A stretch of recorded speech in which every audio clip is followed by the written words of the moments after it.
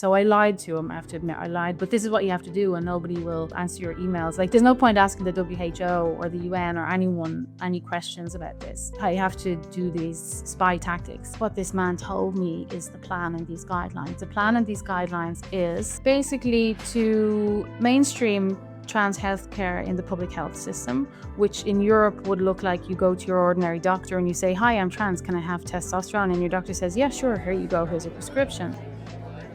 You must be some kind of therapist. Today I'm welcoming back to the podcast Róisín Michaux. She is an Irish writer based in Brussels, Belgium. She writes about women's rights and free speech in the context of the transgender movement. She first appeared on this podcast on episode 206, The Intersex Lie, Róisín Michaux on how queer theory hijacked a rare medical condition. Today, I'm excited to have Róisín back to talk about her latest investigations into the new WHO guidelines regarding global transgender healthcare. Róisín, welcome back. So good to see you again. Hi, Stephanie. Lovely to see you again, too. So I always love having people back on the show who I've spoken with before, because I know that the conversation will flow and that you're going to catch us up to speed on what you've been up to since you last spoke here. A lot of people really appreciated your conversation on this podcast before, found it very enlightening. I know a lot of people are very appreciative of sort of the depth of your independent investigative journalism. And so when we booked this interview, I had no idea what we were going to talk about. I just knew that I trusted you to bring something good. And so I'm just finding out what you're learning about these WHO guidelines. And so I want the listeners to bear that in mind as they listen to our conversation, that I'm hearing this for the first time. And so I will probably be asking some of the same dumb, naive questions that are occurring to listeners as they're hearing this for the first time as well. Cool. So yeah, when you contacted me, I understood the spirit of your message, which is we had a lot of fun talking the last time. And I was like, yeah, it really, really was. And you were like, talk about what you've been doing recently. And I've been doing so many things. And actually, what date was it that we spoke the last time? Was it sometime in March? A few months ago, April? I think January. Yeah. I don't know. I think it was a bit later than that, because I think I had already been fired for being a TERF in my workplace, and I didn't want to talk about it yet. So I spoke to you. I was devastated. I remember I was devastated, but I had been fired because I was organizing inside my job, and I had just recently been fired. So that's one thing that I was up to. But I'm going to be speaking to, I spoke about it on WDI last week. So ever since then, I've been doing a lot of work. I have been working on a lot of different issues, always related to the transgender topic generally. And one of the things that I think when you contacted me that I was working on quite a lot was this WHO guideline. So I'll give a little bit of a background of what that is and why it's important. In 2022, there was a decision made or a decision announced by the WHO that they will work on guidelines to guide national governments, public health systems on how to treat transgender and gender diverse people, adults and kids. And this what didn't come out of the blue. The decision to make these guidelines, it's called a guideline. It's called a guideline, and then they would put together a guideline development group who would draft these guidelines. And it didn't come out of the blue. It came because the ICD had been rewritten. I don't know if you know what the ICD is. It's the International Classification of Diseases. So you have the DSM for mental health, I think, in the US. The DSM, that's just psychiatry or whatever. The ICD is sort of like a DSM but for everything, and it's global. And so it's used by national governments to dictate insurance, it will produce the codes for insurance that will be used to apply for certain conditions then for reimbursement reasons. So the ICD isn't going to dictate how much people are reimbursed for what. So the ICD, the idea is to give national governments the official diagnoses of various diseases and conditions, and each of those diagnoses will have a code, and then the government will use those codes in the public health system to determine reimbursements and stuff. So the ICD is basically the almanac of all of the the officially diagnosed trademark diseases and conditions and syndromes and stuff, so that, yeah, people can organize their public health systems around them. The reason they decided to create new guidelines is because the ICD had been updated in 2019 and it had switched gender identity disorders and whatever they were called in the ICD-10 from the category of mental health disorders, and they flipped them into the category under sexual health. And the reason why that was done, and you probably know this yourself, is because they wanted to depathologize it. So the mission to depathologize trans has been an ongoing mission for a long time, since at least 2007 that I can officially find records of.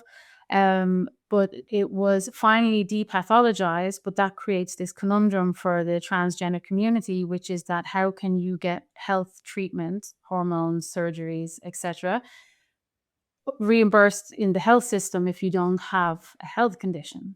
So rather than just remove it root and branch from the ICD, they just placed it in a different category so that it would still be able to be classified as a diagnosis of sorts and treated. So that was the strategy. So because it had moved into this new section and it was now a new thing, there needed to be guidelines to instruct healthcare systems on how to manage this new disease, this diagnosis that's suddenly now reclassified as a issue pertaining to sexual health. So the WHO announced that we're setting up a guideline development group and they're going to work on this. They put together a group, and if I remember correctly, there was maybe, let's say, about 16 to 20 people on it, and it created a fairly big uproar back in 2023 when it was announced, this list of people. So when you looked at the list of people, it was clearly full of activists. There were lots of people who were activists. There were lots of WPATH people on it. There were people from activist organizations like ILGA, which is basically, it's like our Trevor Project in Europe. So all these sort of NGOs, or what you would call nonprofits, they were all in this group. And one of my theories about the origins of this entire mania, as I call it, transmania, is it's strongly linked to HIV. So I was not surprised to see that in this group, not only was it WPATH people and activists, about half of them were working HIV. And what was interesting was when the announcement was made in 2023 that there was going to be a new guideline and a new guideline development group in order to help people make sense of the new ICD-11 with this new categorization, they said, this is a public consultation. If you have any feedback on the plan or on the people that we've chosen for this guideline development group, you can send us an email. And the email was hiv@who.org or .net or whatever it is. So I was fascinated by that. Well, I was really happy with that because I've been saying for a long time that there's this link between the two, and I can get into it in a minute. But so lots of organizations in the UK, like Sex Matters, LGB International, all of those, they wrote to this email address and they said, this can't be, you can't have all these activists on. So they made some changes. And one of the changes they made was they removed a guy called Florence Ashley, who's a Canadian autogynephile. And he's written really weird, he's a jurist in French Canadian, which means I guess he's just a lawyer or a legal expert or something. He'd written legal type papers about, transition of kids, and it was really quite dodgy. So they were like, okay. They took him out of the group and they added some more clinicians, so people with experience. So I realized, so then the hubbub died down. Everyone was sort of reassured, okay, we've got more experts in this group, and then everyone stopped talking about it. And they carried on with their work. But I think I got the impression that a lot of people thought that entire project had been dropped. But actually, the WHO had just switched up who was going to make up this guideline development group. And they also decided that they weren't going to focus on children at all, because the evidence base just wasn't there, and that the guidelines that would ultimately be created would only be for adults.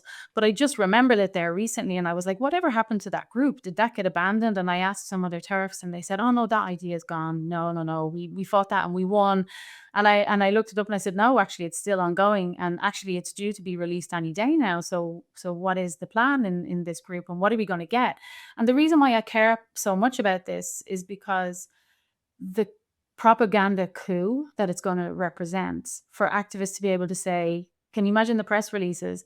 World Health Organization says this XYZ, we all must do this with trans healthcare. So the dangers are huge. The dangers are huge in the sense that what are they going to tell national health systems to do and how to treat this, what kind of damages are going to do, but also how much ammunition is it going to be for the NGO sector, the activist side. So I was quite worried about it. So I did quite a bit of research and I came across a person who had given some quotes to an online medical magazine called Medscape, and she's a non-binary identified woman. And she said, yeah, it's very difficult. The discussion has been very, very difficult. There's been a lot of conflict, is essentially what she said. I'm paraphrasing, but she said there's been a lot of conflict inside the group about these guidelines. So and the journalist was saying, we're expecting these guidelines. Where are they? And she was saying, well, we're still working on it, but should be out anytime soon. And she gave the indication that it would be sometime around the middle of this year. So I was like, okay, any minute now, there's gonna. So I started writing to organizations. I know, so be ready for this. It's gonna come out. We need to be ready to say, ready with all the arguments, because we know that if the WHO is making these guidelines and half the people on it are activists, I think we know which direction it's going. I spoke with somebody, a health journalist, who saw me tweeting about this. I was tweeting saying, everybody, can you please refocus your attention on this WHO thing that's about to come out? And so a health journalist contacted me and said, you seem to know something about this. Have you got some inside information? And I said, no, not at all. I'm just telling people, like, see if you can get someone to tell you what's happening within this group, because I think it's going to be quite monumentous when this comes out and we're going to have to deal with it.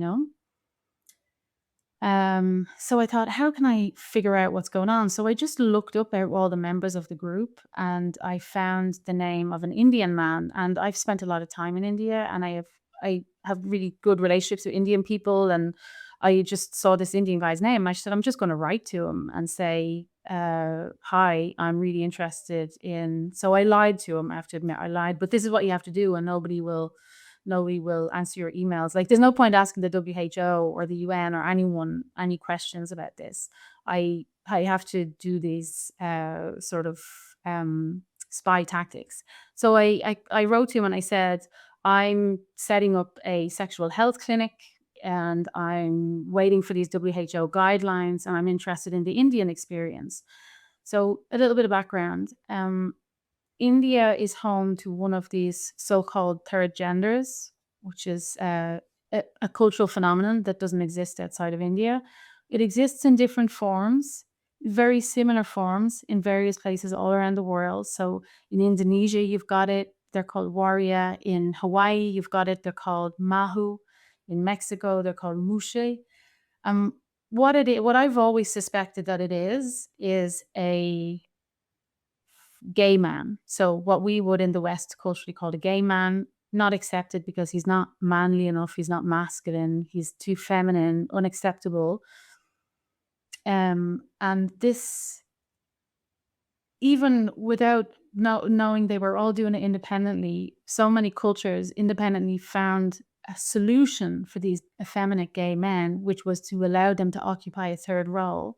And interestingly, these third gender roles these men themselves say, I'm not a man, I'm not a woman, I'm a mushe. They say, I'm not a man, I'm not a woman, I'm a lady boy, I'm a katui. I'm not a man, I'm not a woman, I'm a mahu. I'm not a man, I'm not a woman, I'm a mushe. So it really is this third gender identity that they were allowed to occupy. And this is taken as a kind of very nice you're supposed to decolonize your thinking and stop seeing this as like, oh, this is a workaround for two feminine men in poor parts of the world where homophobia is just like intrinsic in the culture. You're supposed to see this as like a fun and happy and diverse exotic form of gender diversity, so this is how you're supposed to look at it. But when you look at the facts on the ground, these are gay boys who they are bullied at school as soon as they start to, and I know it's crude to put it like this, but once they start acting gay or looking gay, or it becomes clear that, we all know what I'm talking about when I say you see a little boy and you're like, okay, this boy is going to probably grow up to be androphilic, like attracted to men. These boys, they I suspect they are very much the target of sexual abuse because they are the way they are. Why so many trans women end up in prostitution. I think this is one of the reasons why. I think when they're young, they can make a lot of money, they drop out of school. So it's a big, big, big issue. And they are by far the most susceptible to HIV infection of any group. So just bear that in mind when I say that I contacted this Indian guy and I said, I'm setting up this sexual health clinic. I would like to understand the Indian situation.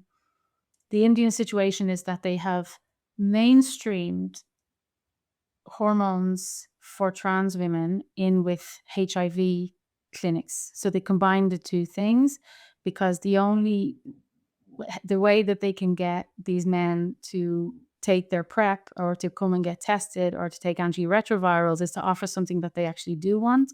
And what they do want is the surgeries and the hormones and stuff. So this is the background in India. They've done that in Thailand. They've done it in India.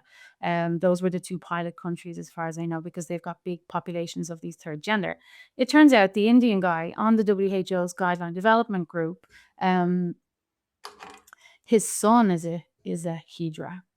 So he's a Brahmin. He was the first thing he told me on the call was that he's a Brahmin, which means he's the upper top caste.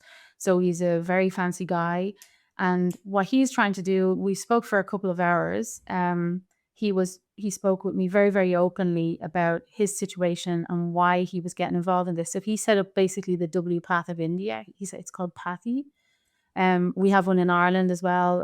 There's various regional W paths. He set up the Indian one, and mostly it's for parents of kids who are trans, and this is his support group. And so he's the India regional guy. And so he told me about his story, his son. And the story with his son is that his son was an effeminate gay boy. And, in India, you kick those boys out of your house, or you push them, really shove them into the closet and you make them stay there, or, it's awful. But to be a Hydra is also awful because I don't know if you've ever been to India, but they're the situation is very, very extreme. If you're a Hydra, you go live in a colony of Hydras and you do sex work, you do prostitution. And they have this guru chela system. A guru is the head of is the guru. And then the chela is, they have these deputy types. Basically, it's a pimp colony. It's a prostitution colony with a pimp at the head of it. And this exists all over India and has for thousands of years. And this is what happens to feminine gay boys in India. This is the workaround that they've found. So this very high class elite doctor so in some ways I feel really a lot of sympathy for him. He's trying to mainstream and normalize being transgender. So get away from the terminology of Hydra and move towards the Western concept of trans in order to save boys like his son, So this is basically the story that he told me, and it's confirmed what I've always thought, which was that, Hydras are there's not much you can do with an effeminate boy in India unless you are high status, have money, international connections. You might be able to do something. So this guy is basically doing that. So he's on this guideline development group. Feel free to jump in and ask any questions, or I don't know if it's You said to save these Hydras, to save the gay boys. And you describe a pretty terrible life for them otherwise, joining a colony where they're pimped out, they're prostituted, and probably lifespan's very short. They're only valuable when they're young, and then, like you say, they're at high risk of HIV, and they die of HIV, AIDS, or they die of addiction, or they die from abuse. It's not a good life. When you talk about saving them from that path by transing them, what does their life look like when they trans? Do some of them actually stay in prostitution like they do in the United States, or I don't do they think it's happened live? yet. I I mean, think this is is the idea that these young men, instead of entering a life of prostitution, they can live in the same role that women occupy in that society? Which, honestly, the role that women occupy in India doesn't sound too great either. based on my conversation with Vaishnavi Sundar. So the goal is to lift these men out of their miserable situation. And you could do that by just saying, oh, it's okay to be gay, and then just accepting that these men are gay. That's never going to happen in that culture. So the alternative is to not say Hydra is good and it's fine. It's to get rid of these labels, the bad labels, and then move towards this Western sanitized, homogenized idea of the trans woman. And we can jump on that. There's a very revealing document that I came across, and it's from 2013, and it was the Open Society Foundation. So the Open Society Foundation is the George Soros Foundation that paid for so much of this stuff, at least in Europe, also in the States, but a lot of it in Europe. And in that, it was a meeting in an office in New York in 2013, and the executive director of that organization was there, and there was a whole people sitting around having a working lunch talking about their experiences on basically developing the trans program. And one of the comments that was made was, there are people in the Philippines, and in the Philippines, their name is, I can't remember. I wish I could remember because it's important to the quote that he said. We're trying to awaken their consciousness that they are not name of third gender, they are trans women. So it seems like the global program was they have this false consciousness that they are this, let's say, Hydra. They have this false consciousness that they are Mahu. They have this false consciousness that they're this thing. Actually, what they are is trans. So there was this sort of global idea to turn all of these people, to not to turn them, but to get them to start identifying as trans. I just want to notice how that feels diametrically opposed to the woke approach to culture. Like, Because I think it's a public health thing. Well, okay, I mean, let me just like put on my woke thinking hat for a moment, right? According to that worldview, colonialism is the problem, and you're supposed to decolonize your mind and have respect for other cultures. And so, ostensibly, the Hydra, the Mahu, all these different groups need to be respected as parts of cultures rather than influenced by Western colonialism, right? So I'm Right. just noticing the vast discrepancy there. Because when it's Absolutely. politically convenient for trans rights activists to say, oh, look at all these different cultures that have third genders. There's the Mahu, there's the Hydra, there's all these different groups. When it's politically convenient for them to say that, they absolutely will. But you're saying at the same time, there's a push to take those so-called third gender roles in these other cultures and colonize them with the Western notion that you're actually this thing called trans and you need cross-sex hormones and surgeries. I don't think that OSF, Open Society Foundations, would ever publish anything like that again on their website, especially like that was 2013. It was kind of a different universe back then. We hadn't really gone so mental on the decolonial stuff. That's for one point. The other point is that absolutely this is a colonial project, if there ever there was one. I saw an article last week about African women saying, stop with your pronouns, please. We're not doing it. What happened in 2010 is also very important. There was a meeting in 2010, and this links to the depathologization campaign that eventually ended up in the ICD being changed and eventually ended up in this WHO group that we're talking about. There was a meeting in 2010, and it was in Barcelona, and it was funded by the French and Spanish and Dutch and British governments, and it brought together all the trans people that it could find from around the world, and it was part of there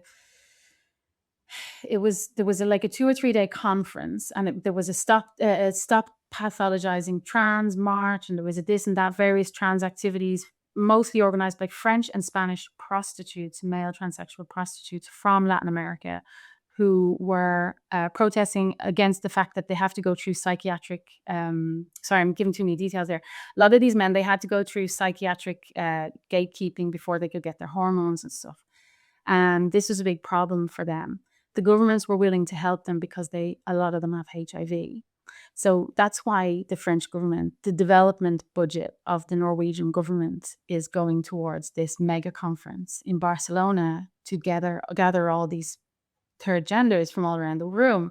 And you can see the minutes, or a couple of people have written theses or research papers that mention this meeting. And that's how we know that it happened, because it wasn't advertised by any of the governments of the countries that funded it. In the meeting, have I lost you? I know you're explaining the HIV connection, but not that this is child appropriate content, but I almost want to say explain it to me like I'm 5. Like when Okay. you say that the government was willing to help them because they have HIV, like how does that You're right. compute? Right. Okay. Well, let's go back then to 2005. If you go to Paris and you go to a place called Bois de Boulogne, it's full of transsexual Peruvian male prostitutes. Paris is full of Latin American prostitutes. And this is their situation. They fly in on a tourist visa, then they overstay their visa, and they disappear off the health radar. Then they work in the Bois de Boulogne. They have sex. They are the penetrated partner, which is higher, it increases your risk for HIV. The men who have sex with them, and this is the part that I always get angry emails about, are not gay. They are chasers. So they're often have wives at home and children at home. They fetishize chicks with dicks. So it's funny because there's so many she-males, there's so many of these chicks with dicks everywhere, but nobody ever admits to being the guy who has sex with them. But it's not gay men having sex with these men. The men who are having sex with these men are straight men. This is a hugely high risk population for HIV. The estimate is in Latin American countries, like half of trans women have HIV in a lot of Latin American countries. Like we're not talking about 1%, 3%, 10%. We're talking about half. You know, We might have to keep going on one tangent after another because I'm realizing we probably also need to get you to explain gynoandromorphophilia okay. and because like I'm following, but I also have my head in this world Yeah, all day long, and a lot of people are just hearing about this the first time. And you're saying men who have sex with men aren't gay, and people are going, yeah. "What do you mean? Of course they're gay." So I have seen you post about GAMPs, gynoandromorphophiles, and the psychology of how that works, the connection of pornography. I don't know if you want to explain all that right now, or if we just want to put a pin in it for later. I mean, I don't think there's much to say about it except that some men have a fetish for what I'm just going to call for shorthand she-males. So if you Okay. go on Pornhub, you can see it's a very popular category. If you go to a red light district, usually in cities, there's a part where the she-males are, and so you can go find one there. And there's always a steady supply of these she-males. So you can never I said this in an article recently, you can never get any information on the demand side, so you have to go to the supply side. So I've gone to the supply side and I've said, "Who are your customers?" You know, they're not gay men, they're married straight men. When I say straight, they have this particular fetish. So gynoandromorphophilia is the attraction to she-males. And in the lingo on Reddit, you'll hear these men called chasers and she-males. So it's such a shameful thing, apparently, that you'll never find a man who admits to being into this. Making things slightly more complicated, if you're one of these men, a GAMP, gynoandromorphophilia, which means you're attracted to she-males, there's a very high chance that you're also an autogynophile, which means a man who also likes to dress up as a female. So it's a very particular type of sexual orientation / fetish. What these men are attracted to, and not all of them are AGP. Stop me if you're not following me, but what these men are attracted to is hyper femininity. And there is nothing more hyper feminine than a she-male prostitute. So what they really like is the big boobs, the big lips, the hair, the stuff, the overly feminine gestures and stuff. That's what they're looking for. There are the ones who require the dick. The penis is an essential part of the thrill.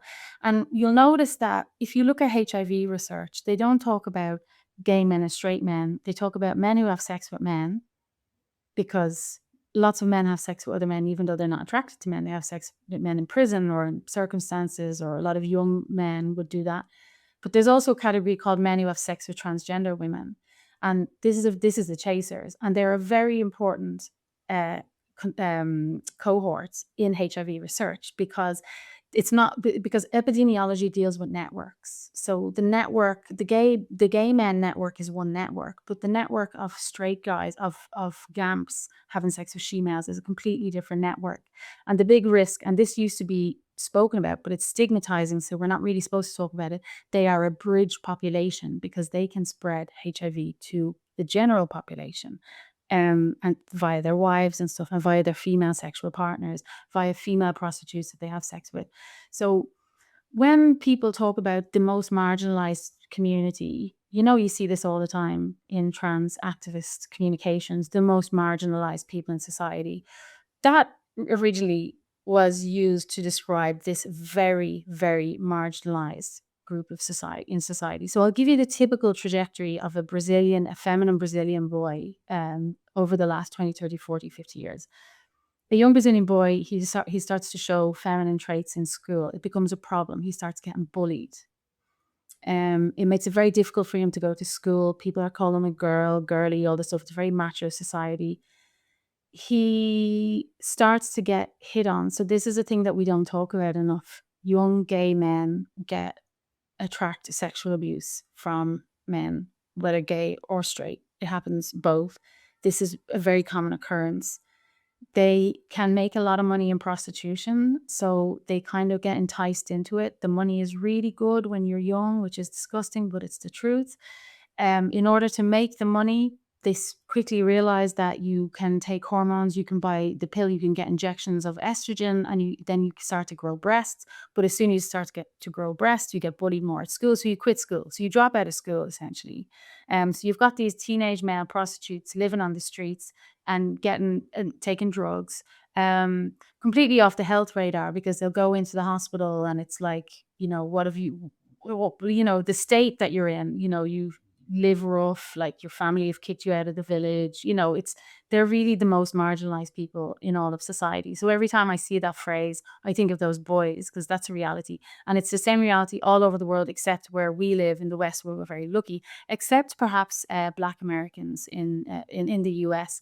I think that's why Black trans women and all this Black trans women stuff is all about those boys. And that's a huge part of HIV campaigning, is Black trans women, because this is who we're talking about.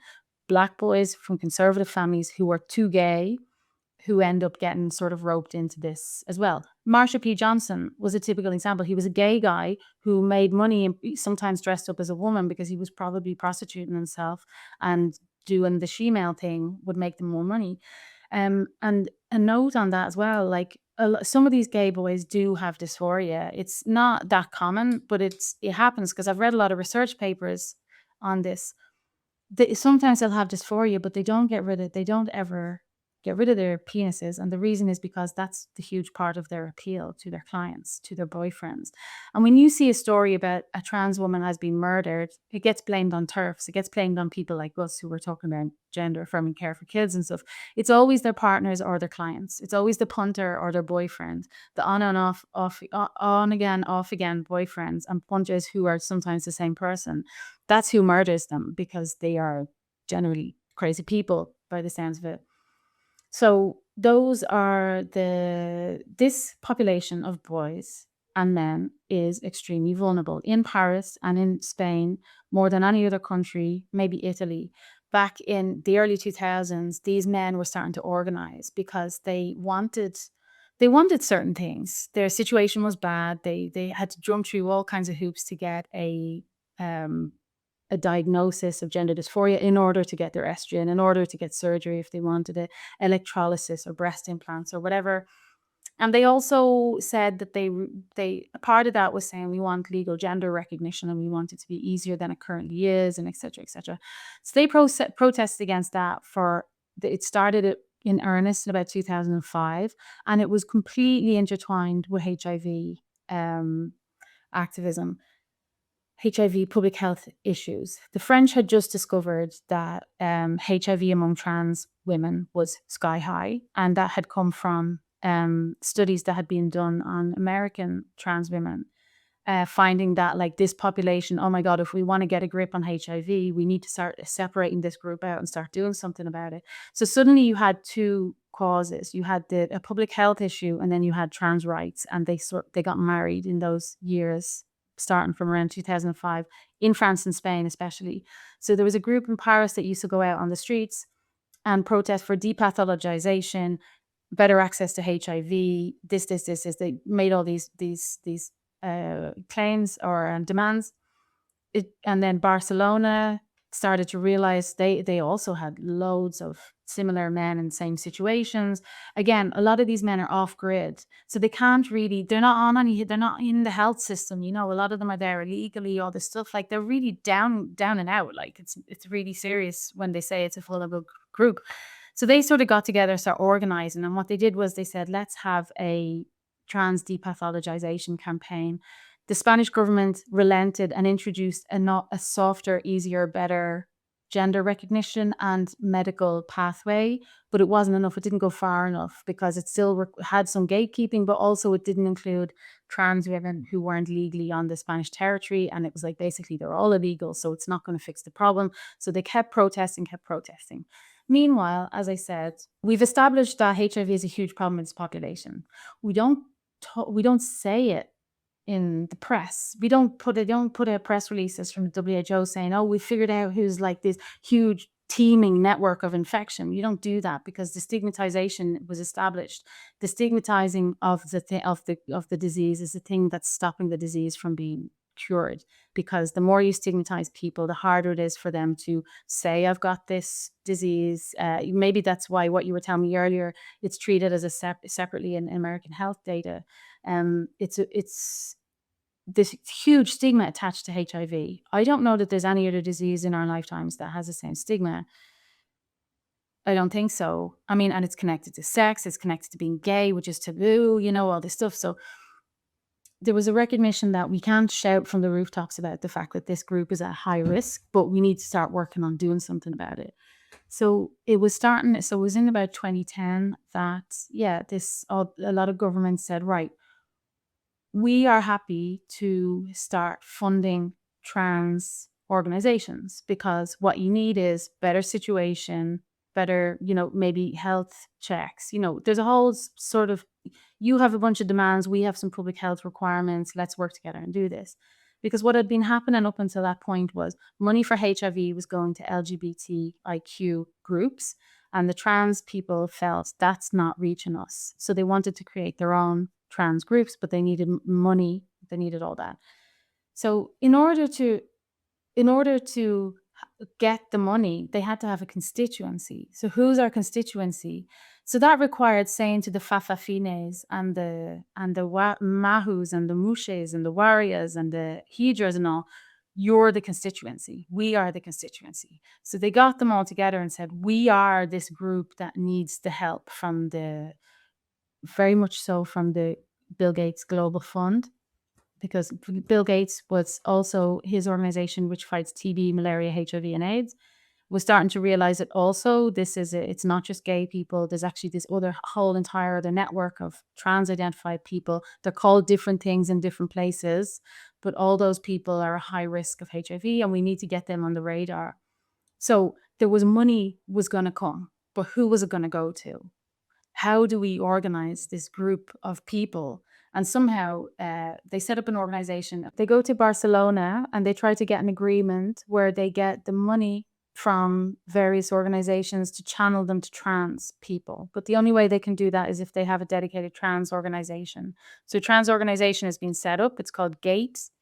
You might have heard of it, Global Action for Trans Equality.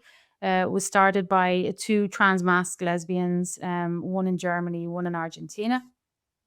So this was the grand plan. But as I said, it was necessary to sort of unite all of these different people of various culturally third gender identities and make them feel like they were all part of one global thing.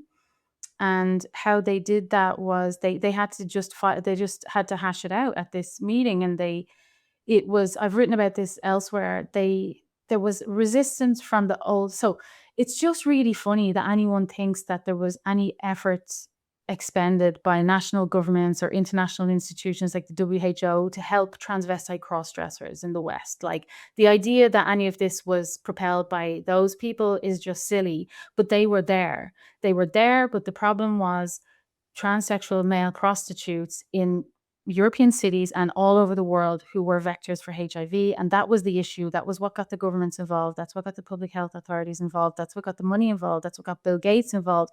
Bill Gates is not getting involved because cross-dressers, were invading women's spaces or, making claims to being women that they had no right to or whatever. This was all the HIV project.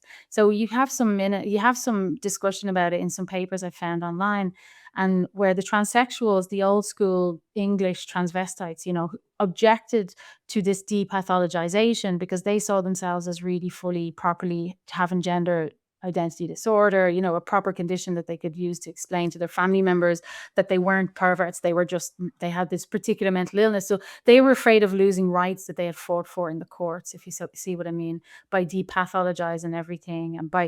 And then travestis in Brazil, that's a whole other thing. The travestis don't claim to be men, but don't claim to be women, but they do claim to be men, but a type of man, So they were like, we don't want to lose our word travesti. This is in our culture what we're known as. And other people were like, well, we're not this and we're this, and this is important to us. People from like these poor gays from Fafafine, from Tahiti or whatever, and from Java and from Mumbai and all, they were like, what is all this? We don't have any rights to lose. We don't care, and they couldn't even conceptualize that anyone would want to give them money and support them. Like, this is all brand new to them. They settled on the word trans ultimately. They said, right, we'll not call it transgender, not transsexual, not travesti, not fafafini. We'll all be covered under the blanket term trans, and that will be used as a way to channel the resources towards us, and we'll set up our own trans organizations and stuff. So that was all established, sort of, that work really got going in 2009, 2010. And the first big ask was, to depathologize trans identity. So that was the work that set in motion everything that came with, they got their wish in the 2019 version of the ICD, where they changed categories from a mental illness to a sexual health condition related to sexual health. So that's the background. This group of men has been a target of HIV/AIDS public health researchers, epidemiologists, anthropologists for a couple of decades now. So that's why half of the guideline development group was made up of HIV researchers. So this brings me to the conflict that exists within that group trying to develop these guidelines, and why it's taken so long, and why it should have been a lot quicker, you would think, but it has taken so long. So this Indian guy I talked to, I don't know if I answered your question. Actually, you were saying they surely they don't want to. This is colonial idea of putting these labels on people from different cultures. Absolutely, but when there's money involved, who cares? Let me give you another little demonstration of how this actually played out in reality. I found a research paper by a person who used to identify as trans, a man, I think, covering Uzbekistan, Tajikistan, all these Central Asian countries, talking about how the Global Fund, which is Bill Gates' Global Fund, had made the decision that, okay, we are not going to defeat this unless we target trans women with hyperfocus. So we want to make sure that the money that we give, it's not just given to local HIV groups or gay groups who say, we'll make sure to target trans women in our services. We want to make sure that there's a trans woman in the room so that we know exactly that the right people are getting the money for this, because we've figured out that this is a high-risk group. So every country that receives Global Fund money has a country coordinating board or something. There's a technical term for CCM or something, CCB, I can't remember. And Bill Gates said, starting from whatever year, I can't remember what it was, 2013 or something, all of these boards, if they want to get Global Funds money, they need to have a trans woman on it. So this person who wrote this paper I was reading, was talking about the clash of this public health need with loads of money attached to it, and prestige also of being able to say, I'm working with global funds, Bill Gates money and blah, blah, blah. This was something that people might be attracted to doing, but do they recognize themselves in this trans label? And that was what this thesis was about. It was like, how did people who were working as transsexual prostitutes in Uzbekistan, I think it was, adapt to this new framing that they were supposed to take on if they wanted to have access to services that they needed. Um, and one of the and this person described the situation of transsexual male prostitutes in that country, and what they were doing was they could make more money in Russia because there was money to be made as a she-male prostitute in Russia that there wasn't in Kazakhstan, Uzbekistan, sort of stuff. So they would get breast implants, go to Russia, work for a year, save up enough money to help their family or send money back to their family, make loads of money, come back and then get the breast removed, breast implants taken out. So and they had a completely different name for that phenomenon for those men, Same in Turkey, they had a different name for them men. Every country has this thing where gay men are working as she-male prostitutes. They're a high risk for HIV, and suddenly they become the target of all this money and attention. So this thesis I read was talking about how to saying to someone like, do you see yourself as trans? Can you go along with this? And the person is like, yeah, fuck it, I don't care. You know what I mean? Like, whatever, as long as I have a seat at the table and I can distribute some of those funds and we can get services and blah blah blah. And the thing that was figured out by HIV researchers, people working in the AIDS field, was that figure out what they want, give that to them, and then they'll take their AIDS drugs. Because what we really need is we need to know who is HIV positive, who is on antiretrovirals, and what else do we need to know? Get them on PrEP or get them on whatever drugs they need, who are in their networks. We need this information. We need them on drugs. So what do they want? What they want is hormones and surgery. So let's give them hormones and surgery. So that's the plan now. So that's being rolled out in various places. And that's sort of the background to how we got this situation with this guideline development group, which, as I said, is half activists and half HIV/AIDS people. So this Indian guy starts explaining to me that we'll have the guidelines out by the end of the month, this month, and there's only today left for that to be true. So there's one day left for that to be true. So either it means he was lying to me, or he was pretending he had knowledge that he doesn't actually have, or I think, yes. Let me just jump in here for our listeners.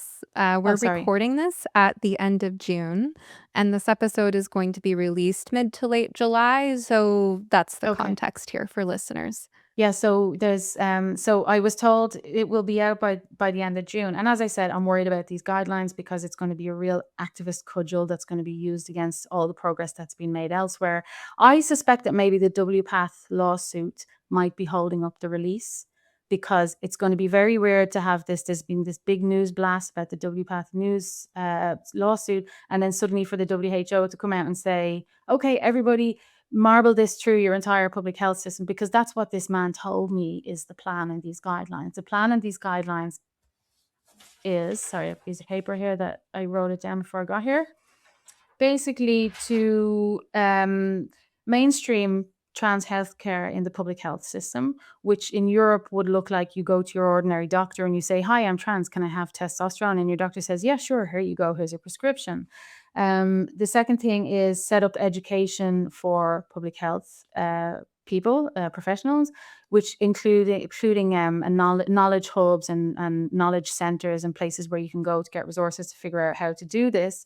And he linked it to the SDGs, the Sustainable Development Goals, interestingly. It has to be a human-centered approach, which means that it's going to be affirmation. That was my interpretation of it. What's holding up the discussions is the people in the WHO want data to back all this up. And it has been difficult to get the data that proves that doing this has beneficial outcomes. So that's the problem. And now I think it's important to understand that he told me, above the guideline development group, which is activists and HIV people, you have the technical people who are just like data, where are the figures, where are the numbers, I want to see it. But within the group itself, the HIV researchers have a different outcome expectations than the trans activists. And this is where we where what looks like a problem that they both shared or a outcome that they both sought, you see that actually they don't have the same outcomes in mind, because the endpoints for the HIV researchers is more people on PrEP, and it's more people on HIV systems, and it's more people XYZ related to HIV, fewer AIDS deaths. They have all these outcomes that they want. Whereas the trans activists are like, give me what I want when I want it. And the others are like, well, if we do this, are we going to get the outcome that we desire? So we're only going to do it if we've got data that shows that it works. And we want to make sure that we implement it in a way that gets us the data that we need and gets us the outcomes that we need from a public health perspective.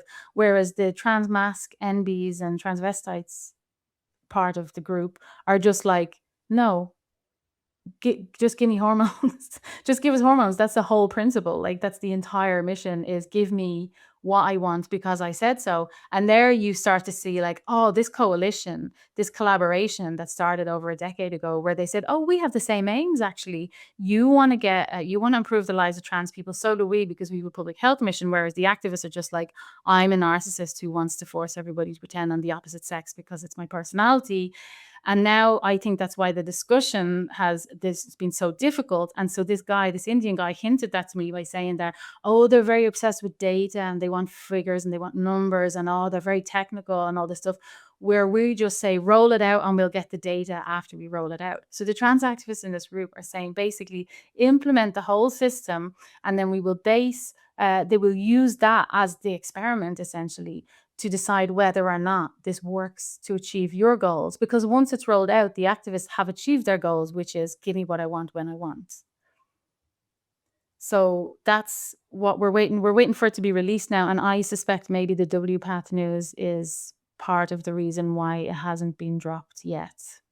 And when you say the WPATH news, I thought you'd know more about that than I do. I haven't followed it closely, but I know that isn't it the Federal Trade Commission or? oh yeah, all I know is that this probably has something to do with Glenna Goldis, who I'm proud to know, but she's been too busy to come on a podcast like mine since she got her job at the FTC.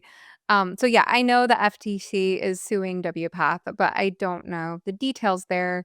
I'd love for you to spell out what you do know about the FTC suing WPATH and what that has to do with any slowdown with the WHO guidelines. I don't know any of the details at all. So I'm not gonna try and guess it. But why I think if there is legal action against WPATH, it's gonna look very bad for the WHO's legitimacy. I mean, all of this is very bad for the WHO's legitimacy anyway. I cannot believe they got themselves messed up in this, because it's just going to destroy their reputation. But I would imagine that for that institution to retain any credibility that it has, it cannot come out with guidelines written by WPATH activists, which use its standing and its legitimacy to instruct all countries to basically to mainstream this WPATH nonsense through their health systems, while there's a media storm going on over WPATH being sued for,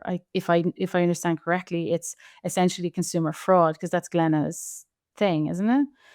That's where she's gone to work. So I suspect that hasn't helped the discussion, at least, because I mean, if you remember that from my understanding with this guy, with the conversation with this guy, is that the conflict is between the people who want data and to show that this is going to actually achieve the aims that we've set out to achieve, versus the ones who don't want data and don't want any technical information and just want what they want and want it now.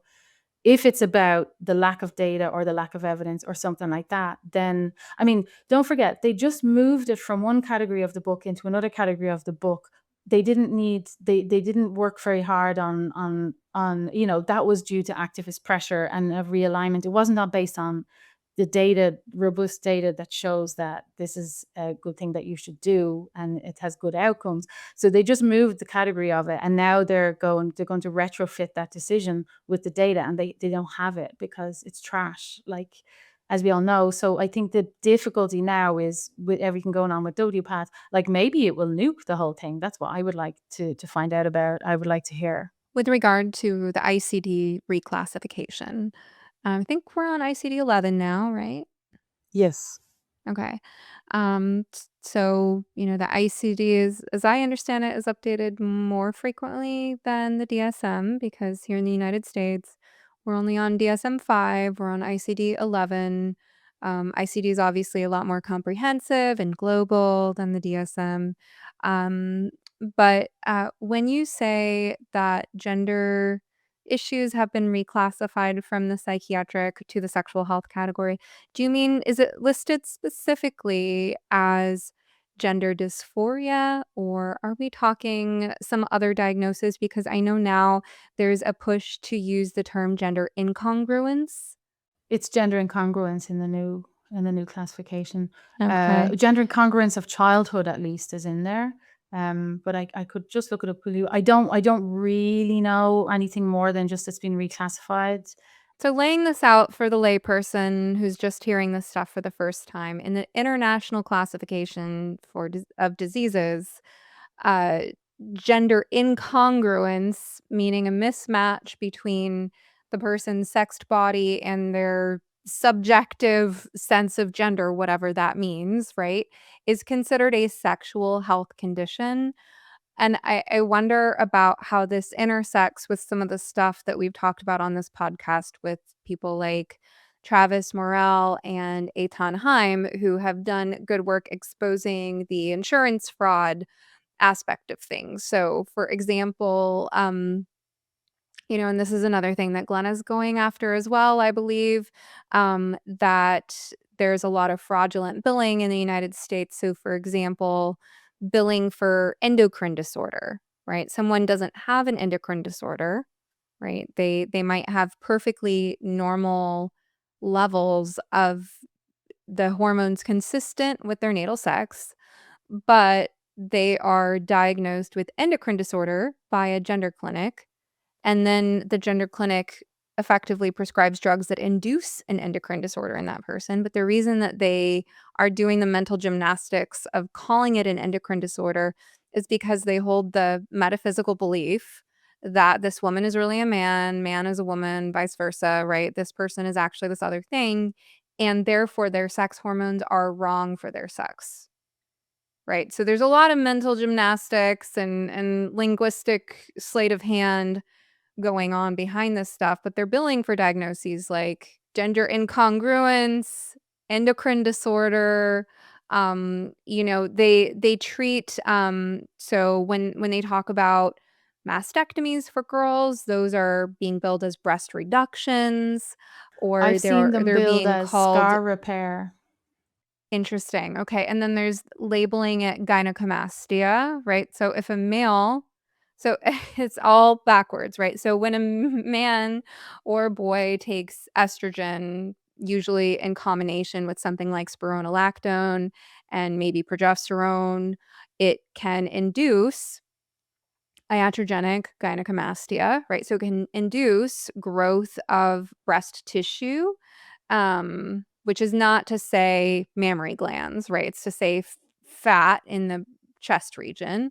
Um, and this is actual gynecomastia, but then the people being documented as having gynecomastia are the girls who have actual mammary glands, Oh, actual breast yeah. tissue, But right? they're But men. but they're classified as males with gynecomastia. And so and part of the reason I'm explaining this is not just for like the insurance fraud medical billing angle of things, but it's also for the parents and the therapists in the audience, because I know a lot of our listeners are in one of those categories. Some of them are in both, who are trying to understand what's going on with the weird things their kid is saying or their patient is saying. And so the kids, the victims in all this are participating in that sleight of hand. So there are girls who are fully pursuing double mastectomies, but they tell their parents they're pursuing a breast reduction, right? Which is what their doctor is saying to them. That's what they're calling it. Or they say they're getting treatment for gynecomastia or for an endocrine disorder, right? Because in their minds, they are actually the opposite sex and they shouldn't have breast tissue or they shouldn't have high levels of estrogen and progesterone, right? Your trans identified kid won't listen to reason because reason isn't what they need right now. They need a parent who knows how to communicate in an empathic yet strategic manner. ROGD Repair gives you over 120 lessons in the psychology and communication tools that actually work when normal parenting doesn't. Plus, RepairBot, your 24/7 AI coach trained on my entire body of work, ready to help you navigate tough moments in real time. Visit rogdrepair.com and use code SOMETherapist2026 to take half off your first month. I think you're doing a really great job in the US of fighting back against this, and I think, I mean, it's slow, but there's definitely progress. Whereas in Europe, we're kind of on the reverse track, where like it's just it's just burrowing into the institutions. You know, like um, a year or two ago, I saw in these trans masculine groups that they were all swapping the insurance code that you need to quote to the insurance company to get it classified as reimbursed as scar repair chest on the chest. Um, and I've seen some other kind of scammy stuff, but the doctors were in on it as well, you know. And then the insurance companies would have an ally inside the insurance company. They'd be swapping the name of the person that you can contact directly, and she'll fight on your behalf to get it reimbursed, you know. But what's supposed to happen in principle with these new WHO guidelines, I mean, you Americans don't care anymore because you've got Trump, everything's fine. But you know, our governments are very much adhere to all the instructions and the entreaties and the treaties and the conventions and the memoranda of understanding and the guidelines. You know, it's like, how high do you want us to jump?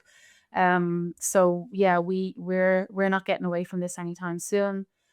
Yeah, it's an incredible story. And I realize now that I was telling you all this stuff about the HIV connection and about the situation in Europe, which doesn't map on very well to what happened in the US at all. And I have had this theory for a long time that it's almost the reverse of the colonization that we're used to thinking and talking about.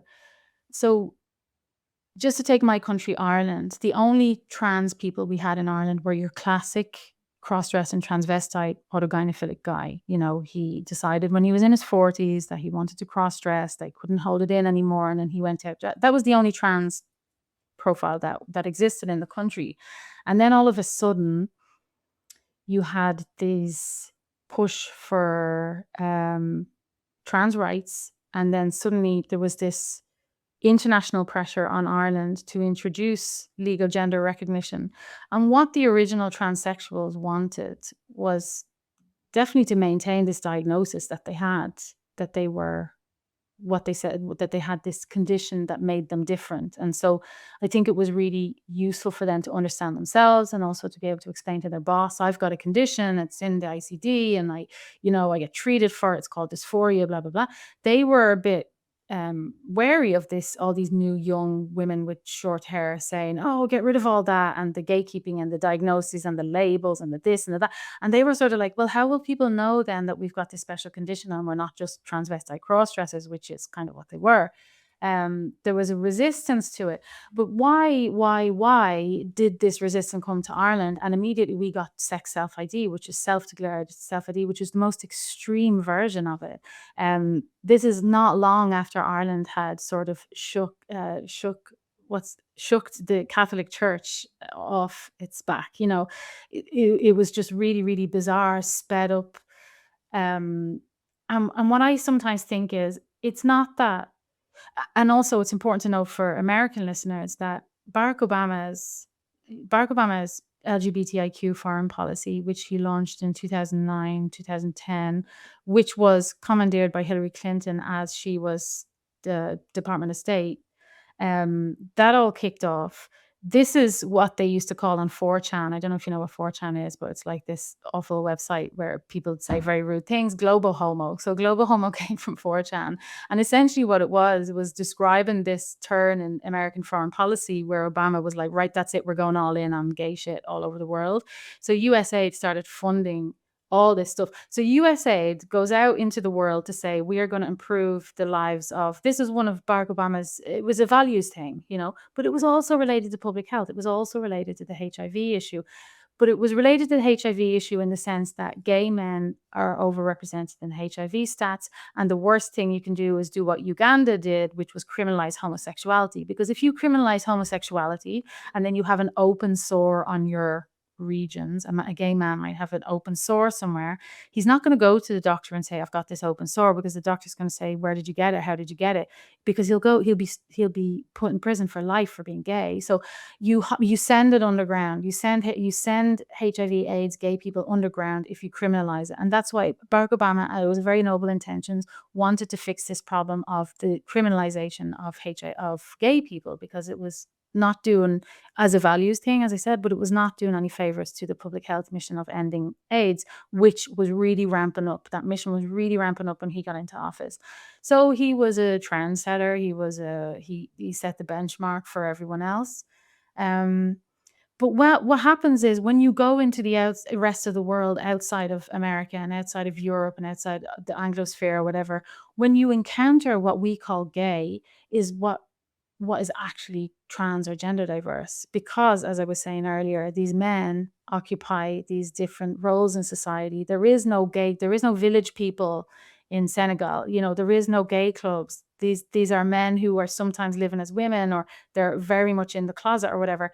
So what I think with the Americans went with all their money, the USAID was like, right, where's all the gay people? And then figuring out that, oh, what we call gay actually manifests very differently over there. So it's a reverse colonization. Those concepts of third genders were re-imported back into America and applied to the American system. Do you see what I mean? I think that's what happened in Ireland. Maybe I'm not making much sense, but I feel like that those third genders sort of expanded our understanding, expanded the acronym, essentially. Because in order to I'm not saying that T and Q weren't already in the acronym when Obama, I mean, they were barely in it, but when USAID started this mission, this global homo mission, um but it very much reinforced this idea that, oh, trans people have always existed, and there's all kinds of these genders all over the world. And that kind of messaging was re-imported back into Western countries. So I see it as that kind of double colonization going both ways. It seems like it's whatever narrative is politically convenient at the moment. And the people behind this don't mind switching their story every 5 minutes. The goalposts keep shifting. I mean, if it is, as I suspect, largely, and I mean, there are a million reasons why this thing happened, this phenomenon that you talk about all the time, that you write about, and that I talk about and write about all the time. There's a million different things that contributed to it happening. But if I'm correct in thinking that HIV and AIDS public health organizing was a huge part of it, and that is where the money came from. Because think about it, I always say to people, who gave a shit about cross-dressers, enough to turn them into the civil rights movement? It wasn't. It was a global thing, and there was so much money involved. Um, it's funny, because a couple of years ago I wrote an article about this, and it's just really shocking. London Pride 2 or 3 years ago, the director of London Pride got up on a stage and he said a really weird statement, and everyone in the crowd just went, "What?" He said, "If we can end the wait for gender affirming care, we can end AIDS by 2030. That's what he said. And everyone made that face that you're making right now. And it's because if you can offer hormones and surgeries to transsexual prostitutes, you'll get them into the clinic and you get them on PrEP, and we'll end this epidemic. And that is a global thing. And every country is on these targets. Have I lost you now? Or are you're making faces? No, I'm following along, and for people who are just listening, I'm making strange faces, but please go on. You're cooking. Sorry, what did I say? The head of HIV, what did I say? The head of the Terence Higgins Trust, sorry, the biggest HIV charity in England. I can't remember what I actually said. I think I said the wrong thing. The head of the Terence Higgins Trust said, if we can give hormones at clinics, we'll end AIDS. This is what he said in front of a crowd of thousands of people, and everyone went, what? And the first thing that everyone thought was, are you gonna trans away the gay or something? Like, what's going on here? Like, what do you mean? Like, people won't be having sex because they'll be sterilized by gender drugs, like whatever. And I was like, no, I've been saying this for years and nobody cares.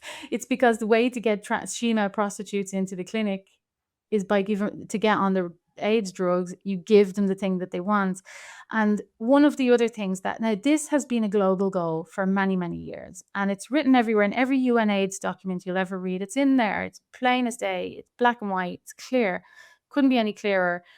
If we want to end AIDS, we need to do something about trans women. Thing to do is to combine whatever they do want with this thing that we want them to take. And also, they need legal gender recognition. They need legal gender recognition because this is the thing that causes them issues with police, with doctors, with blah, blah, blah. So we want their identities to be recognized. Now, we've had 14 years of gender self-ID. Argentina was the first one to introduce it in 2012. So we've had years now to test the hypothesis. Does legal gender recognition improve the lives of transsexual prostitutes who are at high risk of HIV? And the answer is unequivocally, it does not. So all of the pain that we've been through in the UK, in Ireland, in all these places, I think the legal gender recognition was a little bit like gay marriage. Nobody was going to go and do it. It was the principle of bringing more people into the fold of justice, if you see what I mean. When I first started researching this, I was going into Facebook groups of these men and trying to figure out, looking for how, trying to see if they were getting legal gender recognition. They weren't. None of them got it. They don't want it. It's not a thing that they want. It was sort of a symbolic way to say, we accept that are, we recognize you, you're valid. It was a little bit like that. Very few people took them up on it. The people who, like all the trans masks did, of course, but the men who it was originally designed to, whose suffering it was designed to alleviate, or whose marginalization it was designed to fix, they weren't getting it. And if they did, it didn't improve their lives. So the introduction of these policies that we have been tearing our hair over in the West, and that has just, and this contagion, as it goes along, it sucks in all these young women, which is a completely different cohort, So all of this has been ultimately for nothing, Yeah, and I mean, it does apply to the States in the sense that a lot of this came from Hillary Clinton, when she was Secretary of State, she gave a talk at an LGBTIQ fundraiser. She did her gay rights or human rights. She had said that about women back in 1995 in Beijing. Women's rights are human rights, and she got a big round of applause. So she did it again in 2012 or whatever, and she said, gay rights are human rights, and everyone, well, hey. And she said in that same speech, change the law, and then the people will follow. Laws have a teaching effect, is what she said. So what she was saying is, introduce legal gender recognition, decriminalize homosexuality, do all this stuff, and then the hearts and minds will follow. You don't have to do any convincing of anything. So they just sort of bulldoze through all these cultures via US aid money, and I was really happy when Trump cut a lot of that off. Not the PEPFAR stuff, obviously, because that's helping a lot of people with AIDS, but you've no idea what US aid was paying for in terms of trans stuff in Ireland, in Belgium, in Europe. It was just out of this world. Like, paying for NGOs to lobby for legal gender recognition. It was paying for all these organizations, was paying for all kinds of cultural programs, everything. And I was really glad. I whooped with joy when I found out that Trump was cutting it all. It's really so maddening when you put it all out there like that. Like here's what these people, these organizations, NGOs, Bill Gates, I don't know. Here's what they're not willing to do. They're not willing to actually crack down on prostitution or lift people Oh out of no, the poverty, right? opposite. No, the That's like opposite. the problem is that I mean, I mean, oh, there's so many layers to it. Like you pointed out, the murder rate, the so-called trans genocide that's supposedly happening, it's third world prostitutes. It's Yep. like you say, truly the most marginalized people in the world, which have nothing to do with your comfortable upper middle class, suburban, educated kids who are the sons and daughters of the parents who come to me for professional help, right? Not the same category, not the same lived experience, right? We're talking about people from, in some cases, developing nations, people from poverty, and where various cultural and sociological factors and family factors affect how same-sex attraction is handled in the family and the society.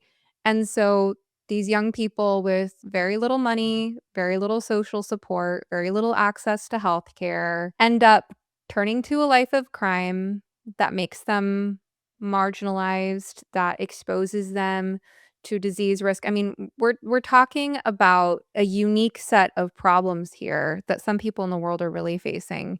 And what's the solution? Is it to fix the root of the problem that's driving these young men to sell their bodies in the first place? Is it fixing the problem of sex trafficking?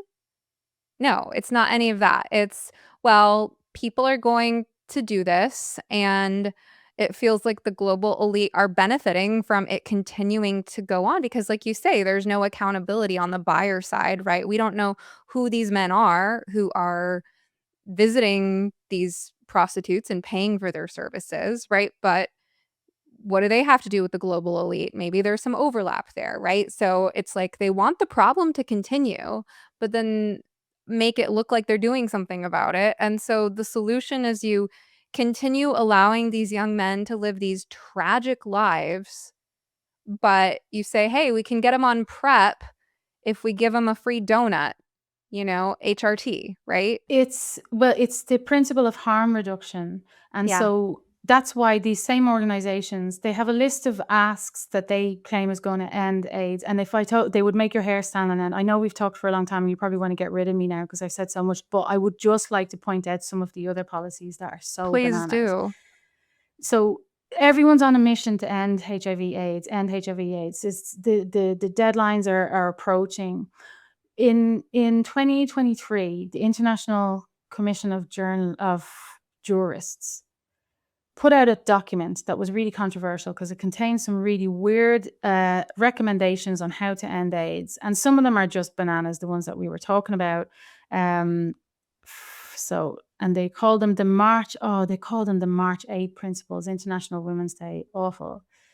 So they one of the things that they want is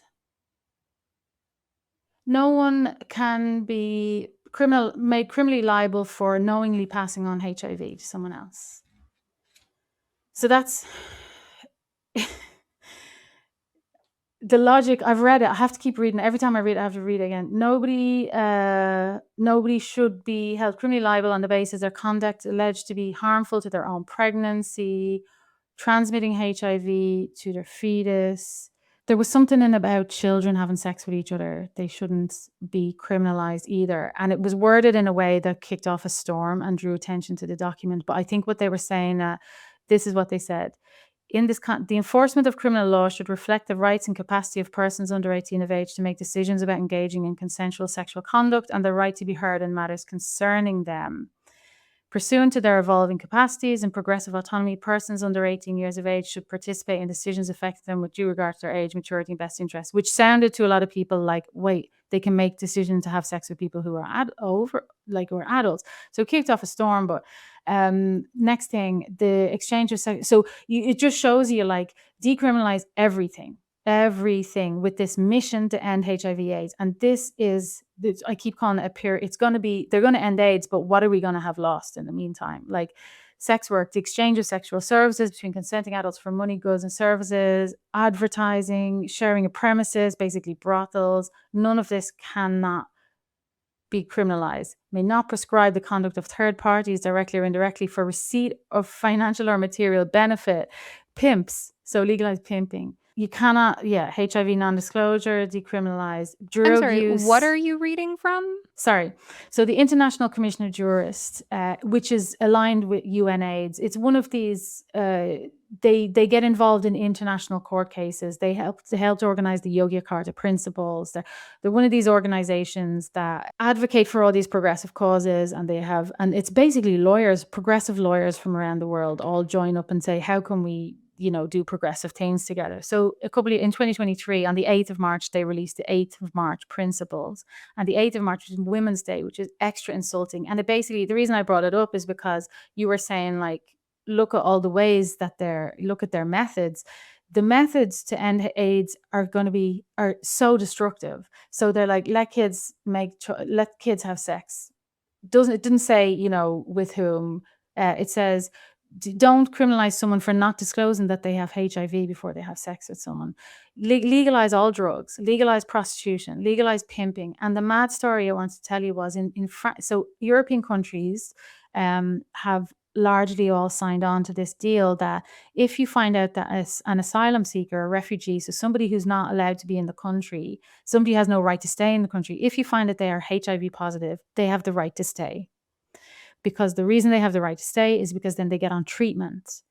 And so I heard that somebody told me that they heard that because HIV is no longer, it's just a chronic disease. It's no longer a death sentence. You just manage it with PrEP. Some people were deliberately getting infected with HIV in Paris.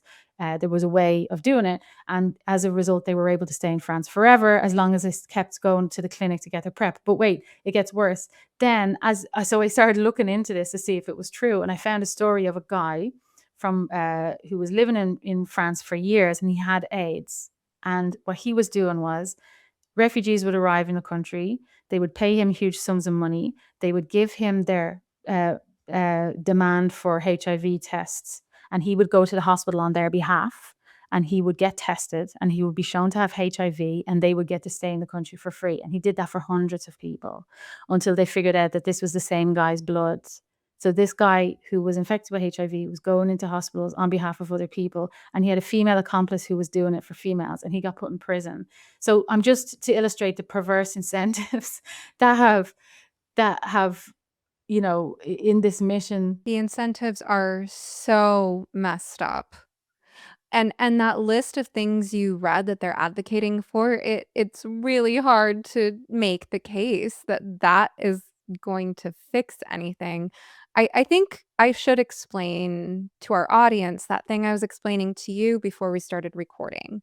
And you had briefly mentioned this earlier in our conversation today, but it has to do with the confidentiality of HIV/AIDS information in the United States. So for the audience's context here, before we started recording, we were talking a little bit about the differences in American versus European healthcare systems. And I was telling Róisín that I've been through a little healthcare saga recently that I was just venting to another guest, Diana Lutfi, in the context of our conversation about American healthcare and science wars. And so you can listen to my conversation with Diana Lutfi if you want to hear my personal saga of fighting to get the right diagnosis and treatment and what would have happened if I hadn't had the skills to advocate for myself, how I wouldn't have had the right diagnosis, and I potentially would have been given a treatment that could have really harmed me. So anyway, Róisín and I were talking about that story a little bit before we started recording. And as I was learning about her investigative journalism into the HIV issue, plus the fact that she's dealing with different healthcare systems than I am, I realized I had this one little piece of data that might be interesting for her, which is that in America, we were comparing and contrasting all kinds of things, like how our diagnoses follow us around here in a different way than they do in uh, Belgium, where she is.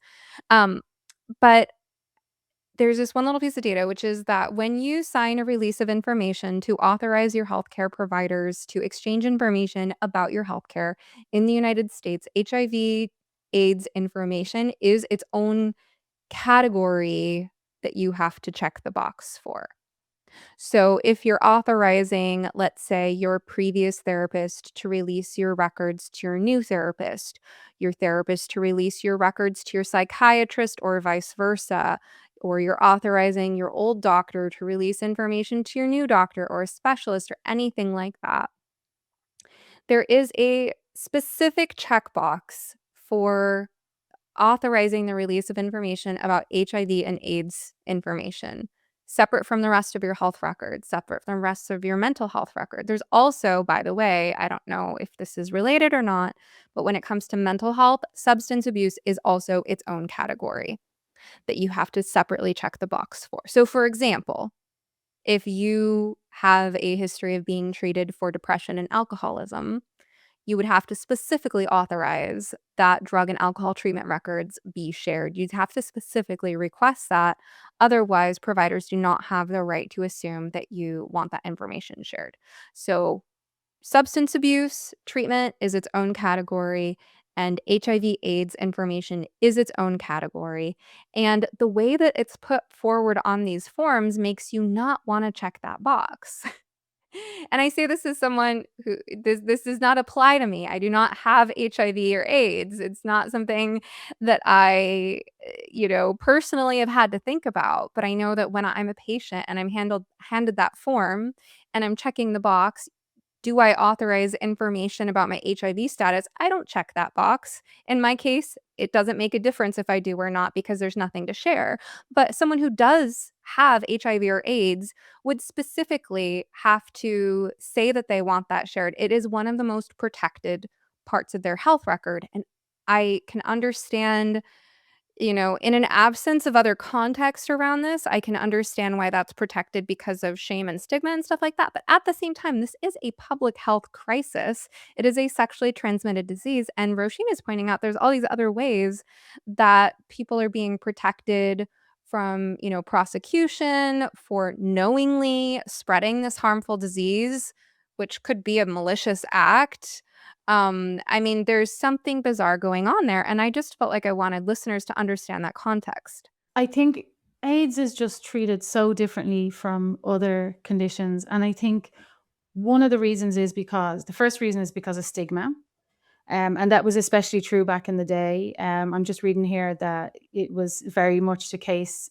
Apparently, in the US, 32 states still criminalize non disclosure. What is it? Criminalize what? It still criminalizes HIV exposure.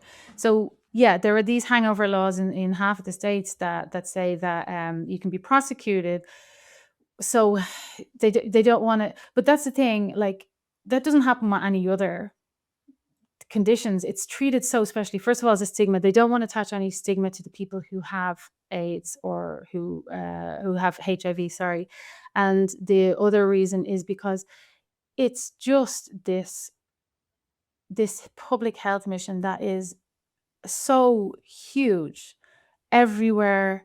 Every pride parade, I go to pride parades just to check out how insane they are, and every time there's like huge contingent of you versus you.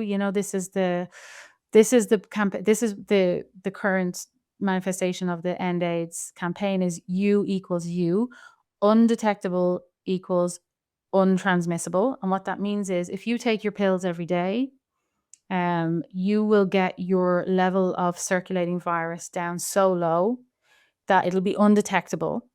And if you are undetectable, you can't transmit it. So they're basically saying, take PrEP, have sex with whoever you want, and it'll all be good. I was at Dublin Pride a couple of days ago, and from the stage at a festival, Pride festival, where there were just hundreds, thousands of kids, there were two gay guys talking about untransmissible, undetectable, untransmissible.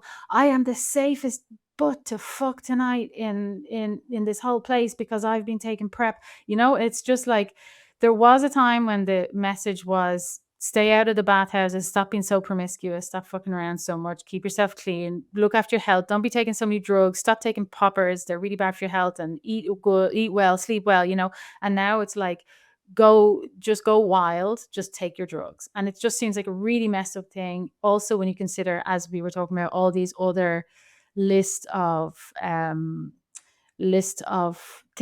conditions that have been made, circumstances, decriminalization, legalization, whatever. Right, Belgium is the best, most progressive country in the world. So they've not just decriminalized prostitution and drugs and everything. They've also now just turned pimping and prostitution into a regular job. So you get pension benefits and you have to register this and that. And it's like, it's all, and I see that as not just a woke progressive thing. I see it as largely part of the AIDS infrastructure.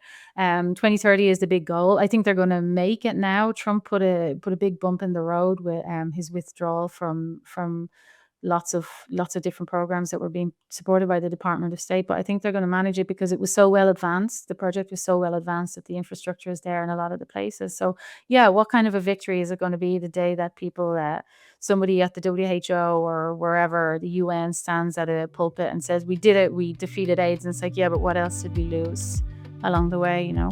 Are you a therapist in need of continuing education that's not over-the-top woke? Check out my colleague Lisa Mustard's pod courses. All of her pod courses are approved by the National Board for Certified Counselors. Right now, Lisa is offering my listeners an incredible deal. Get all 27 pod courses for only $44. That could meet almost all of your continuing education needs for the year. Visit lisamustard.com/podcourses and use code SOMETherapist to take $5 off of her $49 pod course bundle. Again, use code SOMETherapist at lisamustard.com/podcourses. I'll include that link and coupon in the show notes for your convenience. All right, now back to the show. It just seems so far removed from any wisdom or sensibility. I mean, at what point, just thinking really existentially here about human life, you know, in life, you encounter consequences. Sometimes you encounter random fortune and misfortune, and how you interpret that is a personal choice. But sometimes you encounter the consequences of your own actions. And doing something like coming down with a really terrible disease after a life of promiscuity, I would put that in the category of natural consequences. And at what point, when you encounter the consequences of your own actions, do you stop and reassess, am I making good decisions? Like, do I need a new direction for my life? You could also acquire HIV from not a promiscuous life. You know, there's also that possibility. But I see your point, and I think it was this destigmatization drive that started in 2001. That was really, because don't stigmatize anything. So I saw guys like in leather pup outfits, like, you know, beside kids in this parade the other day, and it's just like, you can't stigmatize anything, so you can't say anything. It's all has to be fine. It's all like, it was this idea that you cannot criticize any of it. Well, And and there you were lots call of, it a type of harm reduction.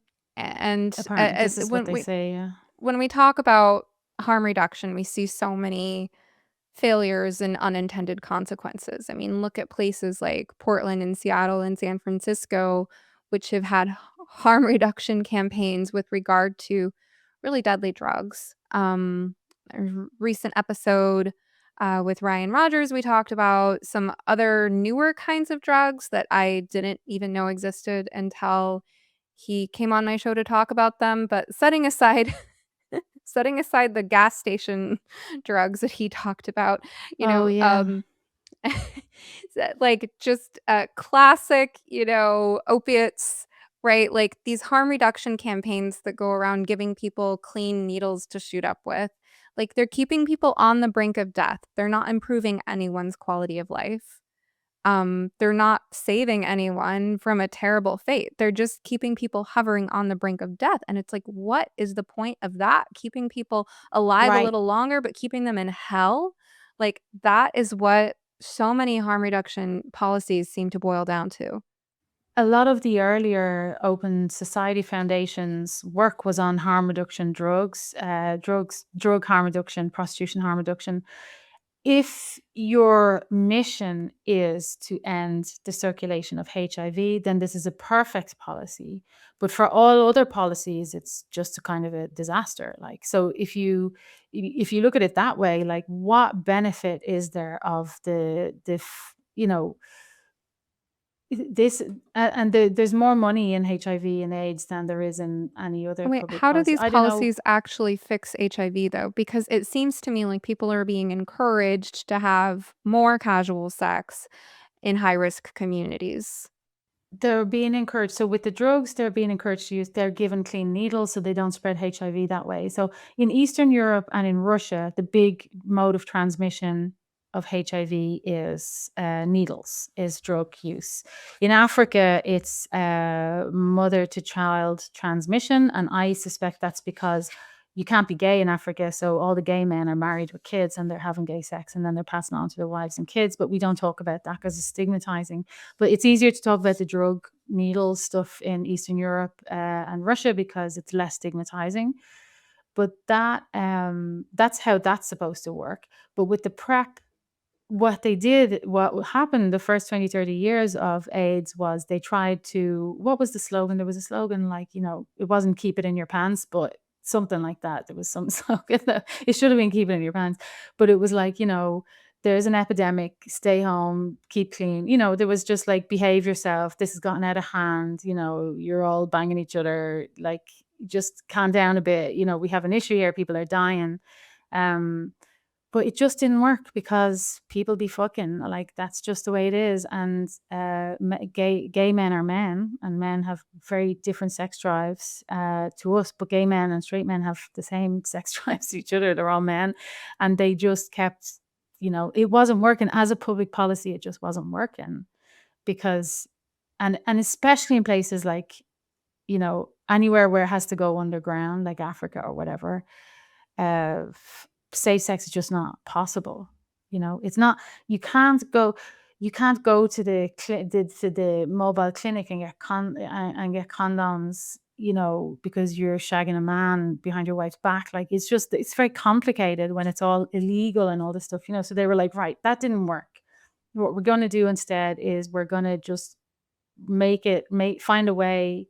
Well, drugs were just under development at the time. The first PrEP drug, I think, was approved and put on the market in 2012. All of this was all happening basically the same time. Was it Gilead? Gilead had the first PrEP drug. It was, I can't even remember what it's called now.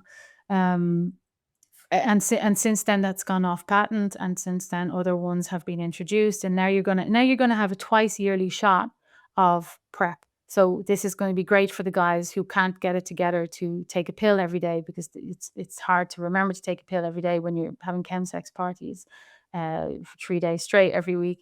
So now you're going to get 2 shots every year.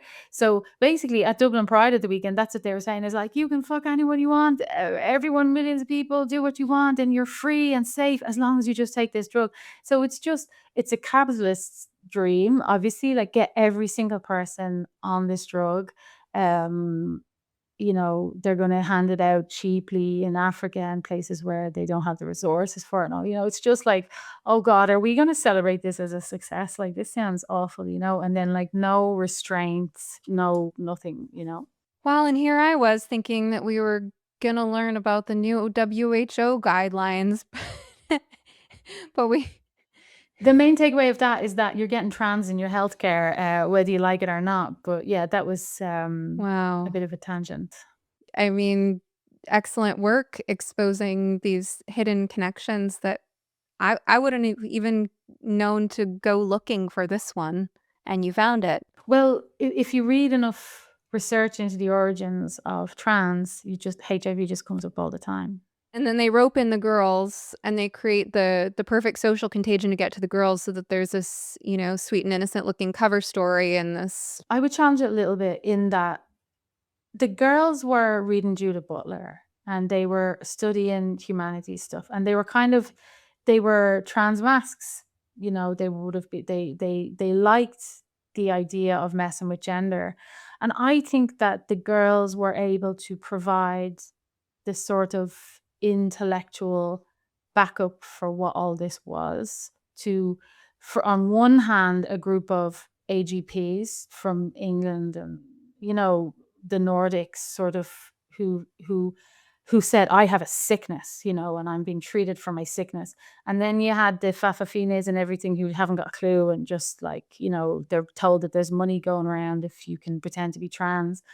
And this coalition was rounded off then by all these young academics, all these fairly well-to-do girls in Spain and in France, who connected these three and started these depathologization campaigns. So it was a sort of this trio, and a very unlikely trio, who sort of were able to bounce off each other for the benefits they brought to each other and make this coalition. It was a coalition of convenience. And what the the transvestites lacked in organization and slogan and like protest energy. The girls brought that, the young women brought that, and they brought the theories from academia, and they brought the organizational skills and the all that stuff, the energy. So they really wanted this too. Like, that's one thing I think that people skip over a lot, or they neglect to talk about in all of this. There's this reason and that reason. Some people just really, really want this, and there's a lot of young women who really, really, really want this, and they will do anything to make it real that they are men, and they have a lot of energy. These women. So I think they've done a lot of harm. I sometimes get angry at them for their narcissism, because it's quite narcissistic to thing to do, I think, on their behalf. And I wonder if that's linked to the high rates of autism. Sometimes I think, I'm not saying people with autism are narcissistic, but there's a lot of concentration on the self and the self's inner world and needs. And I don't know, you're a therapist, maybe I think that's a conversation for another time, but yeah, I mean, there's a lot of overlap between autism and narcissism, and it's difficult to talk about because we like to think in these kind of neat, rigid categories that oversimplify things, and we think of people with autism as people with disabilities, so we think of them as victims who need to be protected, right? And we think of narcissists as the opposite of victims. We think of them as the aggressors, as the perpetrators, and that all fits very neatly into the drama triangle of victim, rescuer, and perpetrator. And if you're a rescuer, then you're going to be very drawn to choosing sides in that battle. But the reality is much, much messier, that there is overlap between autism and narcissism. And having experienced that up close and personal with people in my life, it definitely raises some pretty fundamental questions of responsibility. And I say this having seen people, autistic people who, took pretty seriously the need to learn workarounds for understanding people and how to communicate with them and how to take perspectives. Um, but there are also autistic people who had the intellectual capacity to do that and chose not to use it in a way that was pro-social, and have been really hurtful to other people in ways that are identical to the ways that malignant narcissists are hurtful. So that's a conversation for another time. If anyone has an idea for a great guest to have that conversation with, please drop your idea in the comments. And I always forget, by the way, and I know it's late in the conversation to say this, but I have just been reminded that I should be reminding people to please leave a rating and review. So if you're still listening, please go to Apple or Spotify or Pocket Cast or wherever you get your podcasts and leave a rating and review, and it helps the show reach more people. And if you're on YouTube, please leave a comment as well, because that helps the algorithm help this episode reach more people as well. Just had to throw in that little pitch because I always forget to do the self-promotion. I'm definitely going to go and rate and review straight after thank this you. call. And so on that note, where can people find you? Well, my Twitter account's just been hacked, so if you're following me on Twitter, I'm Róisín Michaux, but don't click on any DMs I sent you, because it's not me. It's some crypto guy trying to steal your information. But apart from that, I have a Substack, and it's peaked.news, so peaked.news, and that's actually links directs to a Substack site where I write a weekly newsletter about European gender madness, and occasional essays and occasional podcasts. And hopefully your Twitter X account issue will be resolved by the time this episode comes out. But if it's not, listeners, just use your own judgment. I've seen so many people lose their accounts. I wrote a blog post that, in my opinion, didn't get circulated enough when I first started noticing people losing their accounts to these scams. And it continues. So please use your judgment and look at Róisín's recent posts. And as I'm looking on the day of our recording, I can see that she hasn't posted anything from herself in 3 days. So just use your judgment before clicking on anything. Yeah. Be careful out But there. I do hope you have your account back soon and that people can actually follow you. Gosh, is there anything that we could neatly wrap up that we haven't yet? No, but I do have an idea for a guest for you, but maybe I can tell you that off camera.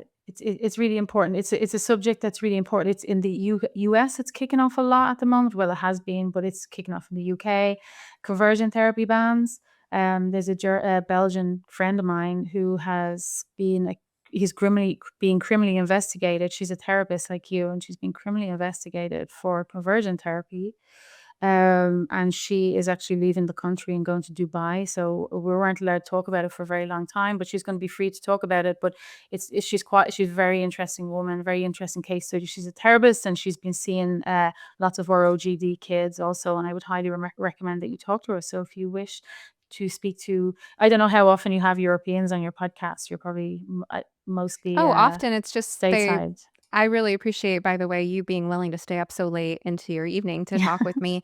And it sounds like you should give me your friend's name privately, but you may or may not know this, and listeners may or may not know this because we're 200 something episodes into this podcast. But the whole conversion therapy thing is my pet issue, and it is my claim to Right. fame. Like, this Oh, podcast made it into the top 1% of podcasts worldwide, partially because I had episode 11 with Helen Joyce, where we did a reverse interview, which a lot of people complain about. They're like, you should interview her, which I did like 70 episodes later. But the whole point of having Helen Joyce on that episode of my podcast was to get her to pull my story out of me, because I needed to tell the story of how I faced threats to my counseling license over being accused of I conversion didn't therapy. know That is, that. a lot of people don't know that by now because it's been years.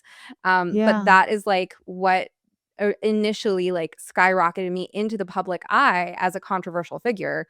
Was like, I Wow. started blogging and tweeting before I ever released my podcast, and then a bunch of trans rights activists found me and came after me, and then I like knew that they were reporting me to my licensing board, so I contacted my licensing board proactively and like shared that letter on my blog.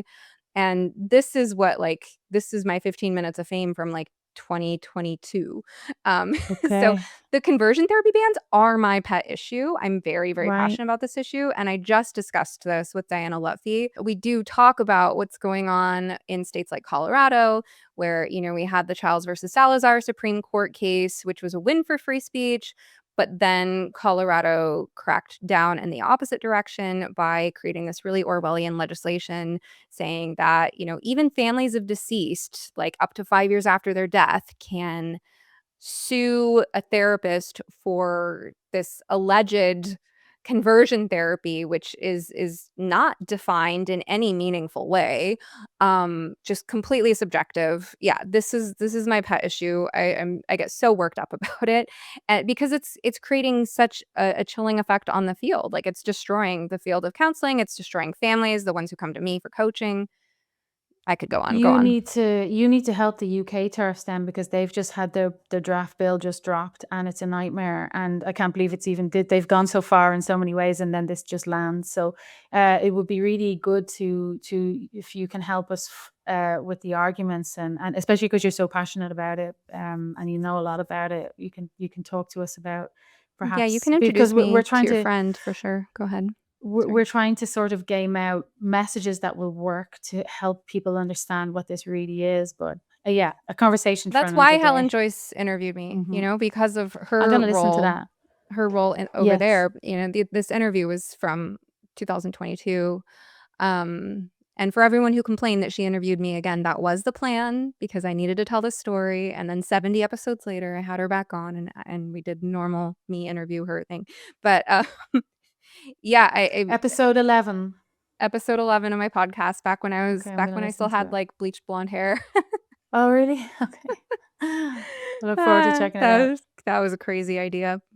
See, my hair is like almost black. Um, yeah, so conversion therapy bans, I have a lot to say on that.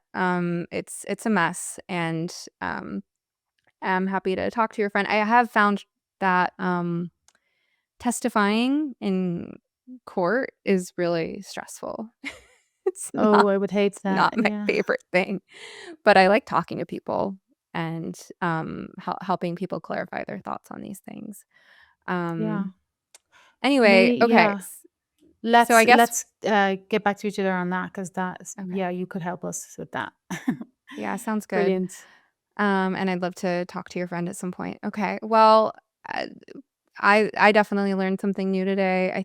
I know our listeners were really appreciative of your last episode and how you explained what's going on with the whole, intersex activism issue, and I feel like this was equally, if not more, informative and illuminating over something I didn't even know was going on.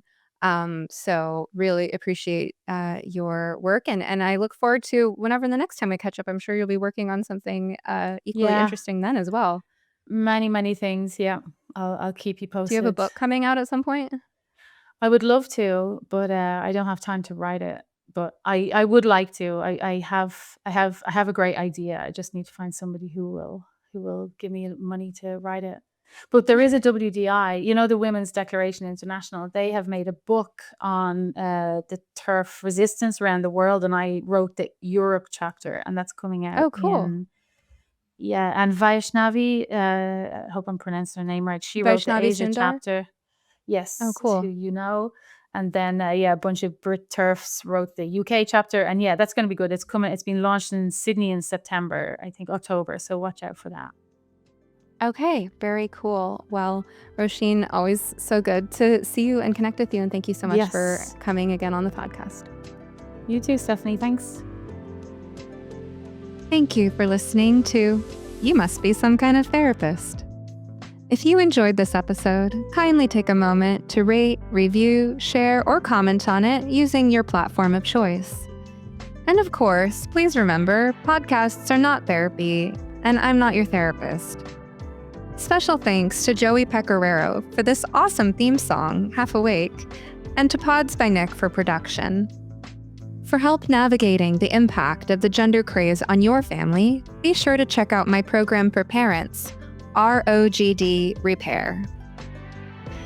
Any resource you heard mentioned on this show, plus how to get in touch with me, can all be found in the notes and links below. Rain or shine, I hope you will step outside to breathe the air today. In the words of Max Ehrmann, with all its sham, drudgery, and broken dreams, it is still a beautiful world.